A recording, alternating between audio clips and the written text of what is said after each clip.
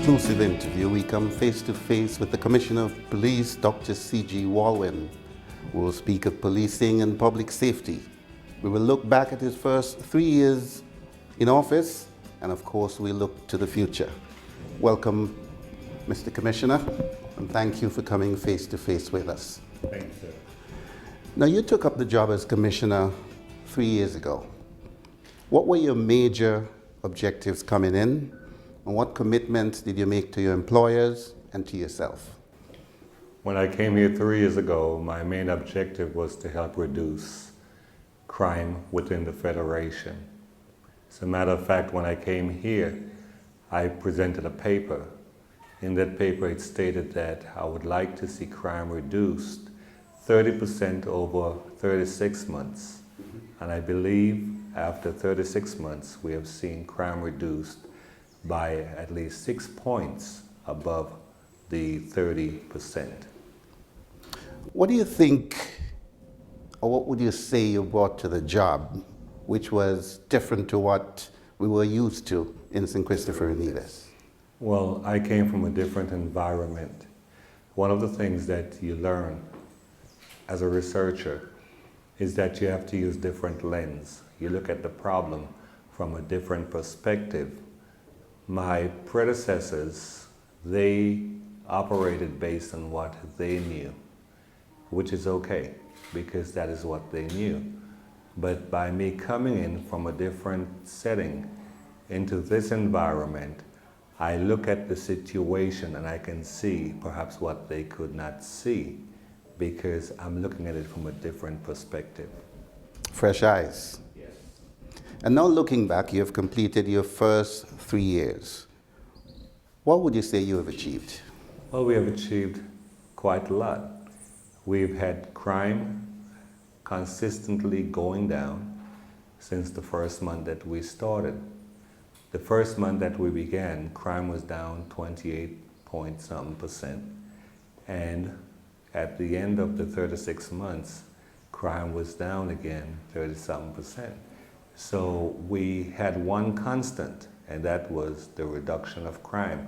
But beyond that, we also had a reduction in the fear of crime, as we saw more people walking about, people not bothered as much as they were with crime. Even though we still are going to have crime, the fear was reduced. We have also seen the benefits of that through investments within the country. When I first came here, I was told that by some of the businesses that they were concerned with crime, and they were hoping that I would be able to do something with it. Since then, we have seen an improvement and an increase in construction. We have seen an increase in tourist ships coming here.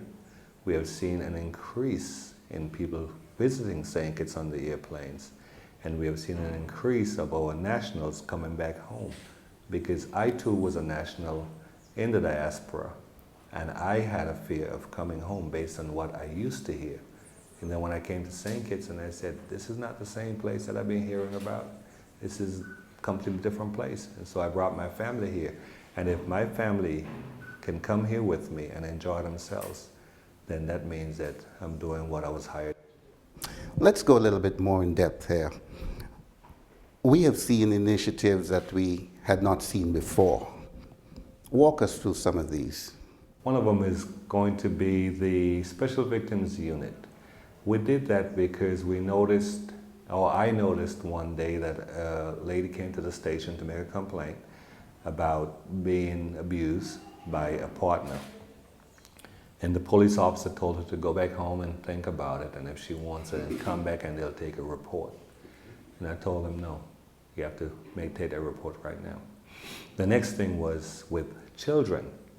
An officer who worked for the Federation, it was alleged that he had a relationship with a child, a 14-year-old.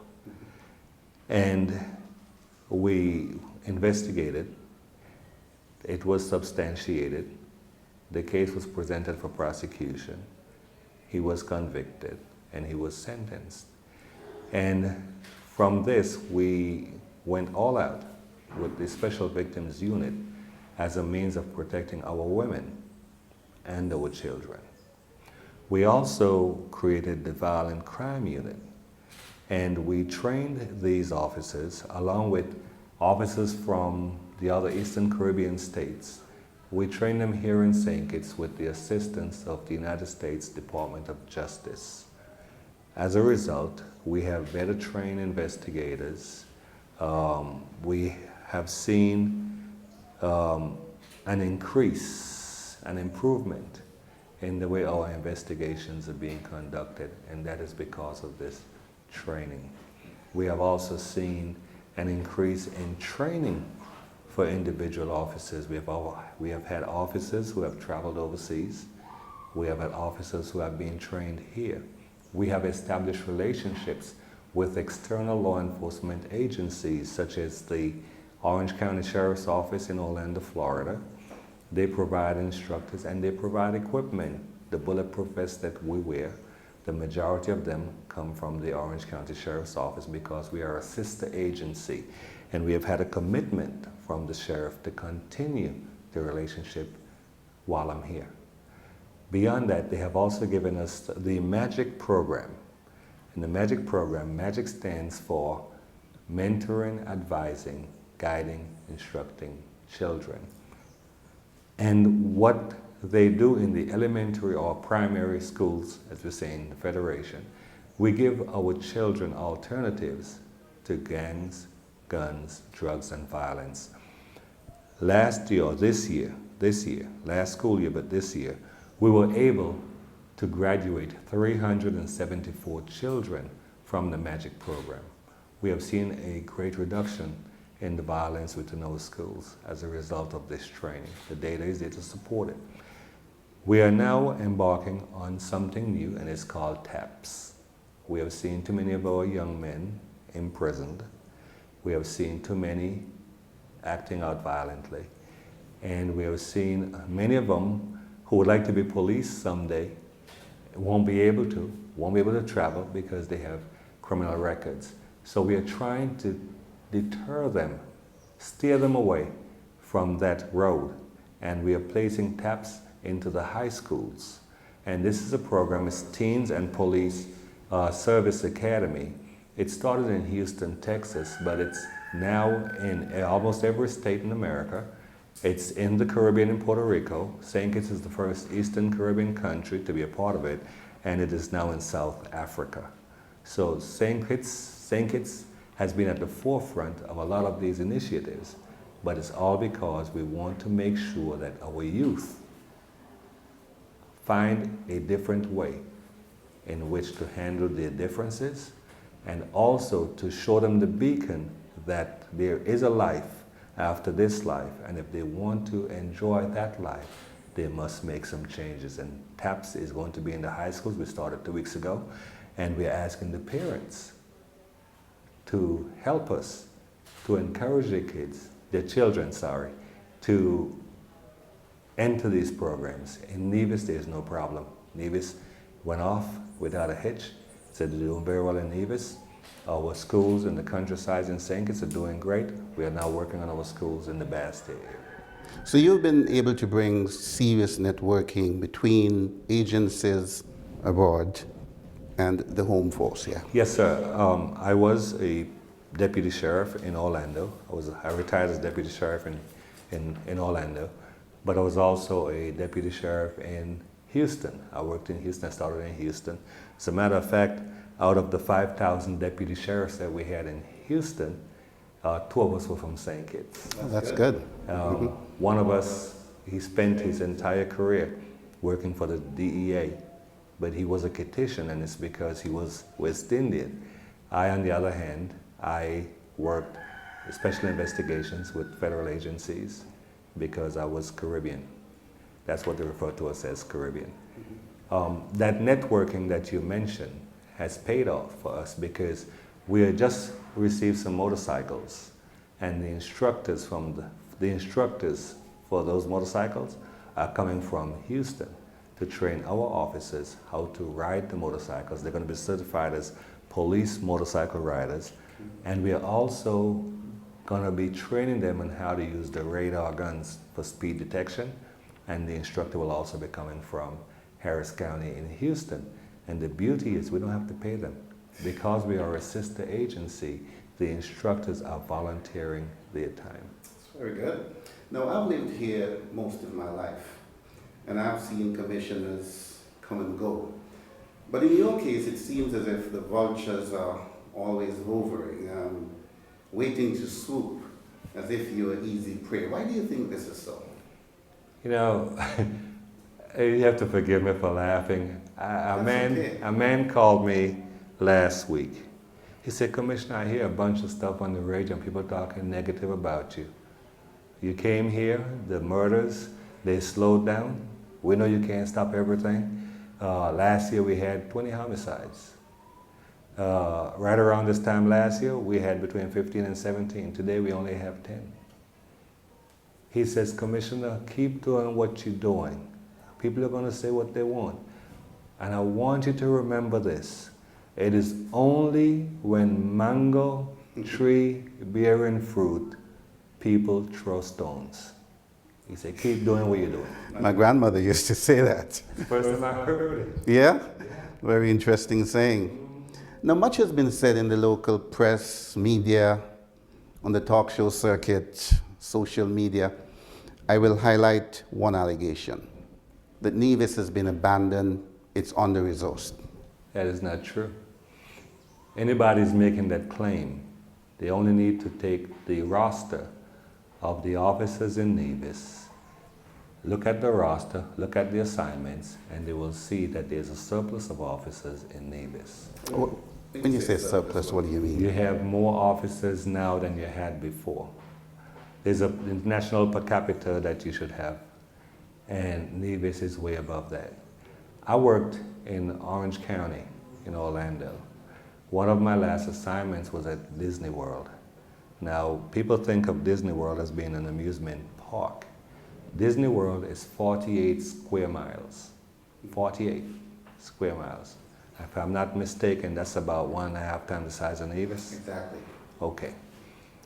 There are only 55 police officers in Disney World.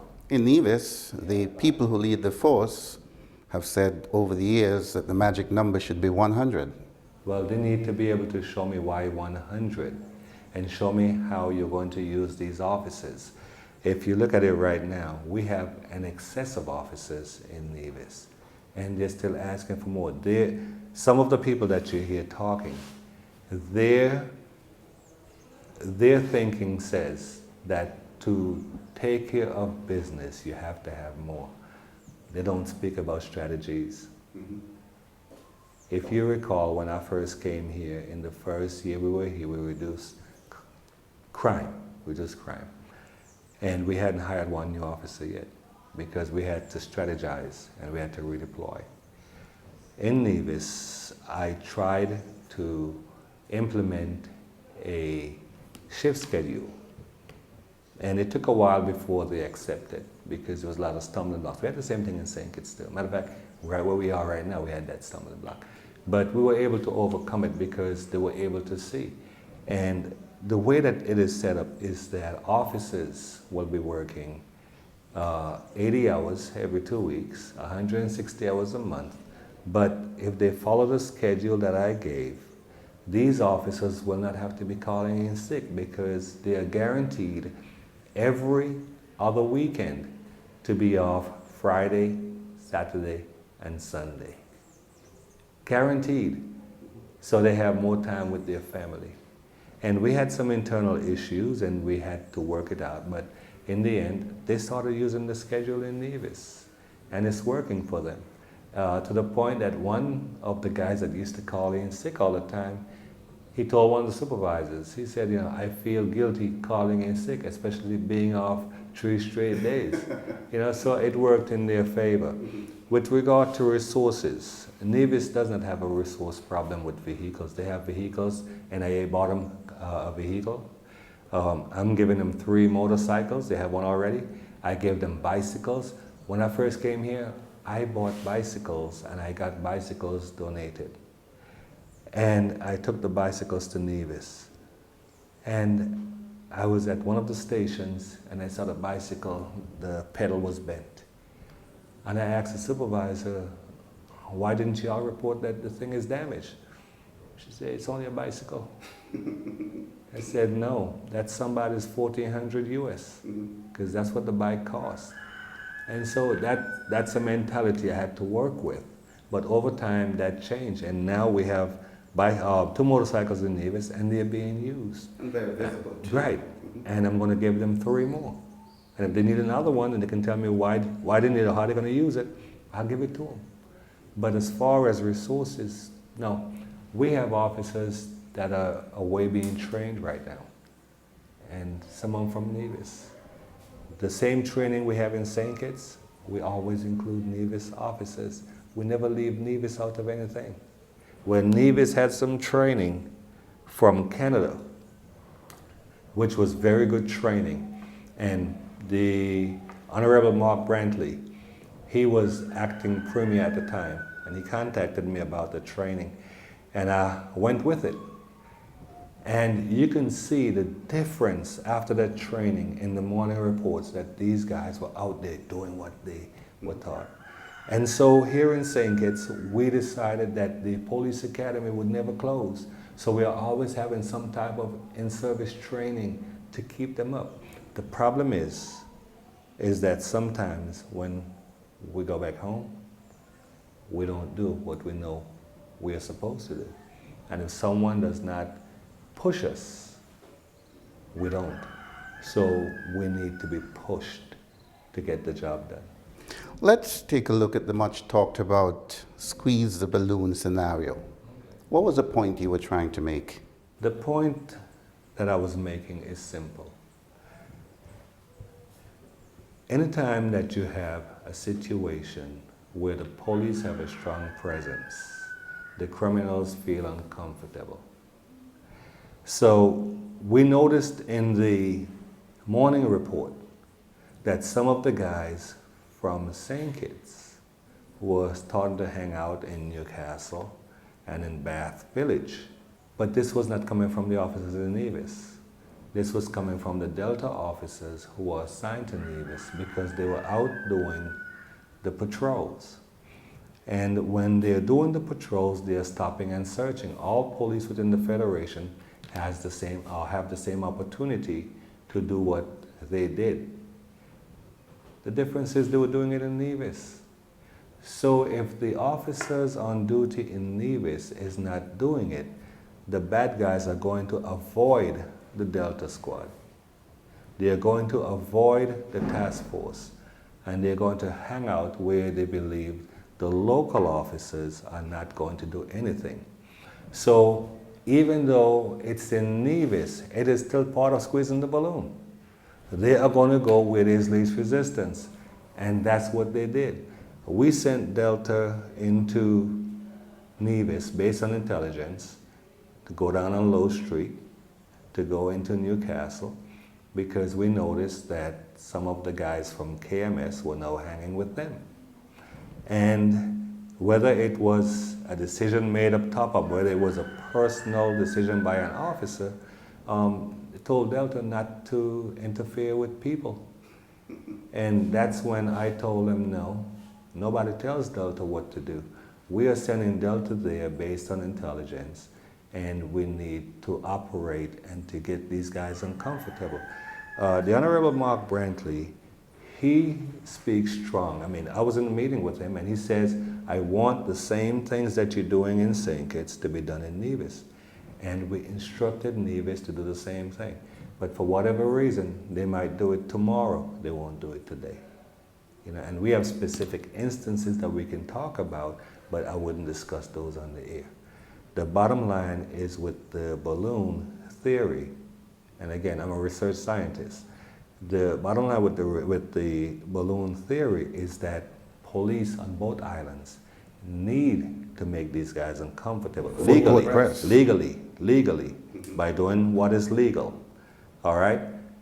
Keep them uncomfortable so they will not have that comfort level of committing those crimes. It bothers me when I pick up the morning report and see that somebody goes into somebody's house at night.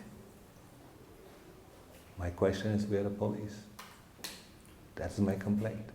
That apart, what are the challenges that you're faced with in Nevis, or the police is faced with in Nevis? I think one of the major challenges in Nevis is that because it's a small community, some people don't want to say anything. They will see and they don't want to talk. I get a lot of calls from people who give us tips. And I would like to encourage those people to continue calling Crime Stoppers at 1-800-8477. Sometimes it's hard to get through, but just keep trying, because the information you give may lead us to something new, or it might help us to solve a case. If you don't call, we won't have that information. So every little bit that you can give, we appreciate it. To me, that is the major thing. I was trying to tell you earlier with Disney World, was that sometimes at night in Disney, there's only 2 policemen patrolling. Myself in this half of Disney, and the other guy on the other half of Disney. But if I need a backup, I just call him. Nevis doesn't have a problem with the radios, all right? And they have no problem communicating with each other. And by the way, the Federation is in negotiations right now to improve the radio system in the Federation, to the point that if you're in Deep Bay and you squeeze the microphone, they can hear you in Brown Hill and Nevis. Yeah, that is being worked on. We had a meeting just last week, and that is the next major thing we're doing. We're improving the telecommunications within the Federation. We are the middle of October. This year has been going very quickly indeed. You talked about the level of homicides already, but how are we doing in other aspects year to date? Crime in every instance is down. What is happening? For instance, last month within the Federation, crime was down 48.8%. It's because we've been doing such a good job that people have gotten accustomed to nothing happening. So when something happens, it's appalling. Things are always going to happen. We slow it down. We will never stop it. I have said before that anyone who comes in here and tells you that they can stop crime, you need to get rid of them, including me. Every country in this world, if you turn on your TV this morning and watch Florida, you saw they had homicides. You saw they had rapes. They had this, they had that. There's no place immune. Here in the Caribbean, the U.S. Virgin Islands, where I was raised as a teenager, their problem is worse than ours. They're probably about twice as much as what we got right now, okay? But you don't hear that. You hear that here in St. Kitts because people expect miracles, and there's nothing wrong with miracles, but we also have to face reality. The crimes in our communities are being conducted by our children. These are not people from outside coming in to commit these crimes. These are our children. And some of us as parents are very complicit with what's going on where we don't say. And we continue, or let our children continue. And then when they are apprehended by the police, then we want to go up against the police. We can't have it both ways. You can't have your peace and safety and still permit our children to go out here committing crimes. We had a homicide here this weekend in St. Kitts. One of our children killed one of our children.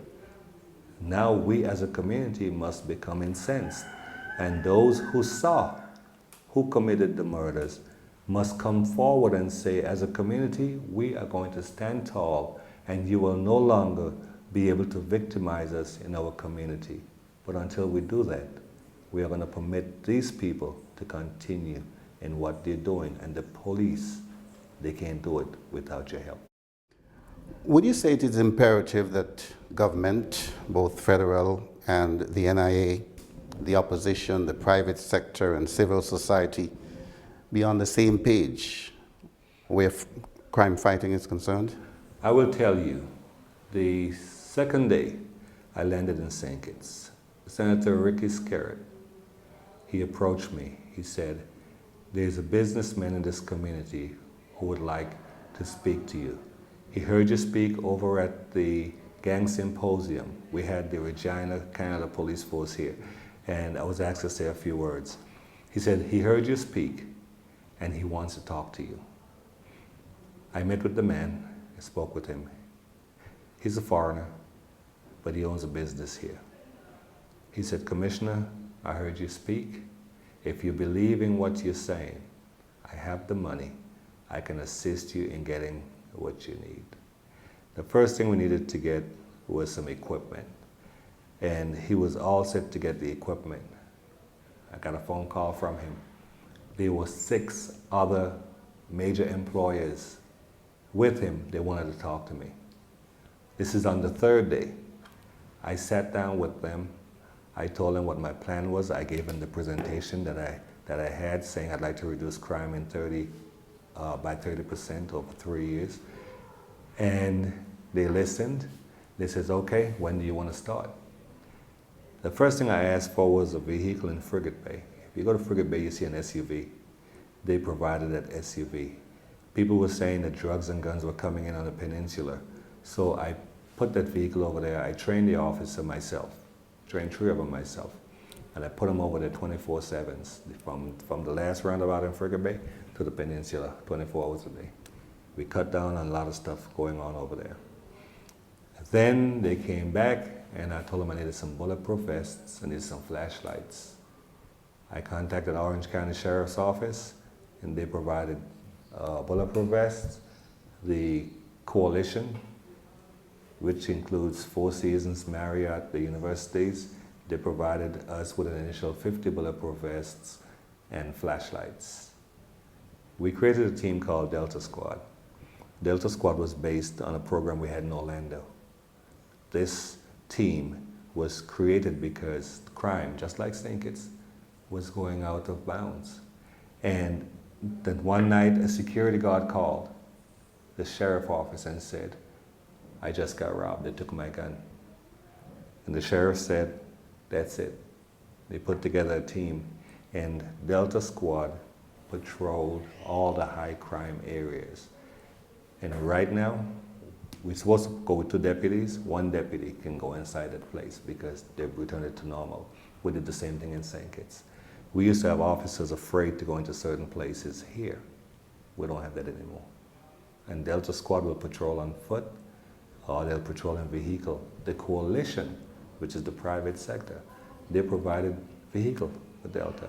Matter of fact, TDC, Mr. Michael Morton, he gave us a discount on a vehicle, one of our vehicles. So we had 2 vehicles because we had 2 shifts.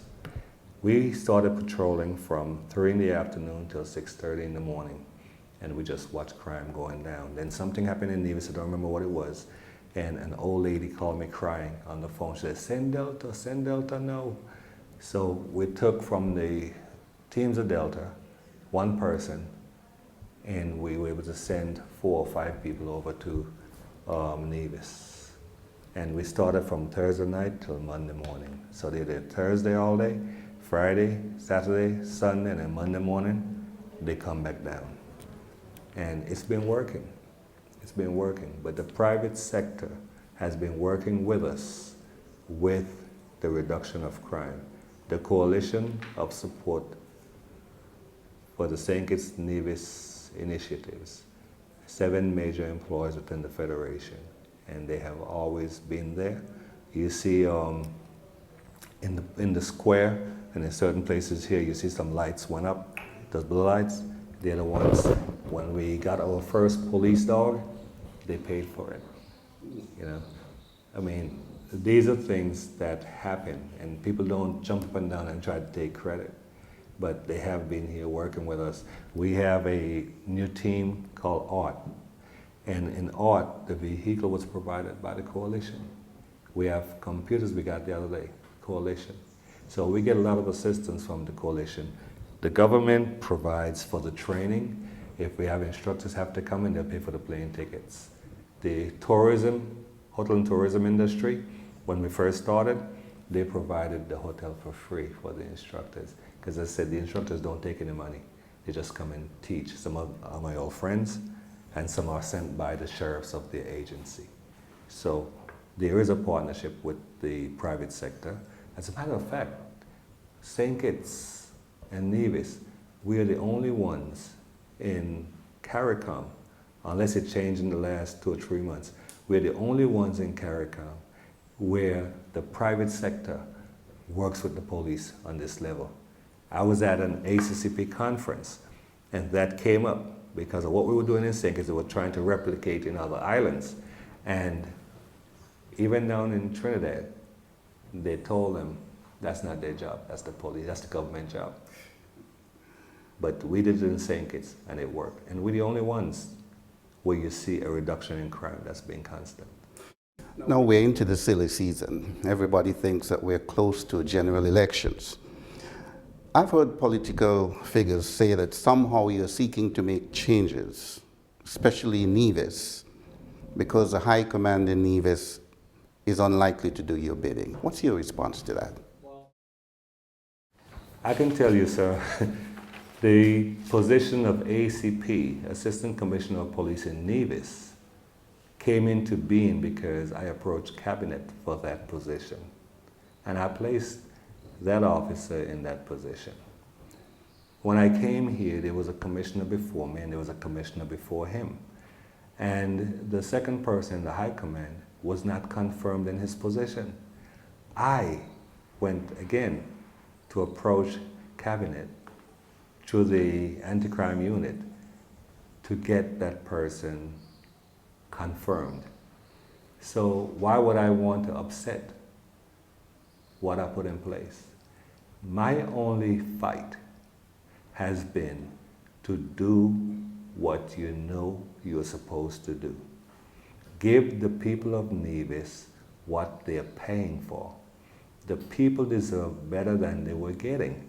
I can tell you there's been some great changes. We have seen improvement. Crime was down last month in Nevis also. But we can see now that people are beginning to realize, if you look at our morning reports now, since the last interview I did, you will see an increase in the patrols. You'll see an improvement in the patrols. And this is what I've been asking for 3 years. As the Commissioner of Police, it bothers me when civilians come in and telling me that this particular officer says, CG can say whatever he wants. We do it when we want to. By the way, that particular officer has absconded from Nevis. He got in some trouble, he absconded from Nevis. So when I talk, people may get upset. But they get upset because I'm telling them, give Nevis people their money's worth. That's it. You should never leave the boat on the Charlestown dock and make it up to the square and you don't see one policeman. There should never be a Monday to Friday during the daytime that you don't see, for even 5 minutes, a policeman in town.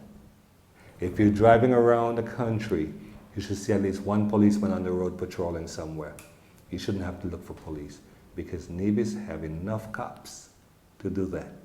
And they have the resources to make that happen. And again, like I said, I've seen some difference, some changes, and I'm appreciative of the changes, but we need to maintain it. Don't do it because I talk, do it because it's your job. Finally, Mr. Commissioner, as long as you're Commissioner of St. Christopher and Nevis, what assurances can you give to the population of St. Kitts Nevis where public safety is concerned? It is my job, my desire, to ensure a quality of life in this federation for all residents and visitors in this federation.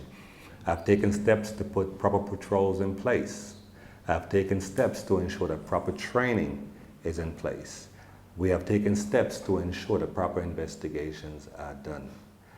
All we ask is that the community continue to support us, and for those who are afraid to come out of the shadows, to please come out, because we have to do it together.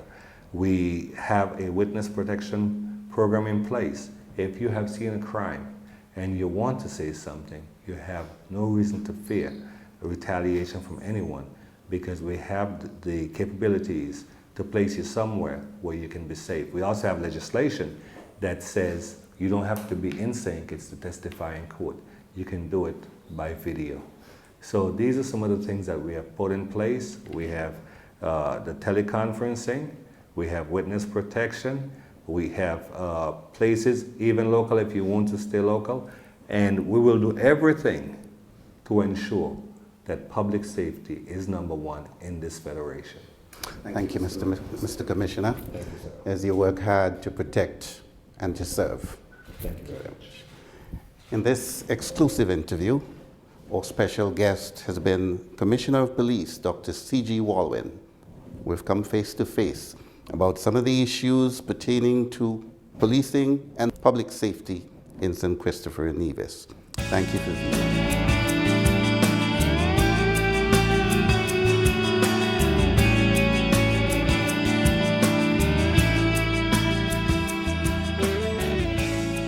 Want to stay up to date with what's happening in St. Kitts and Nevis? How about a place where you can get all important links for the government ministries? What about facts on St. Kitts and Nevis? Search no more. SKNIS.info is a one-stop shop to find exactly what you're looking for and more. Our website also connects you to our social sites like Facebook, Twitter, YouTube, Flickr, and SoundCloud. Go ahead, visit www.sknis.info and start exploring.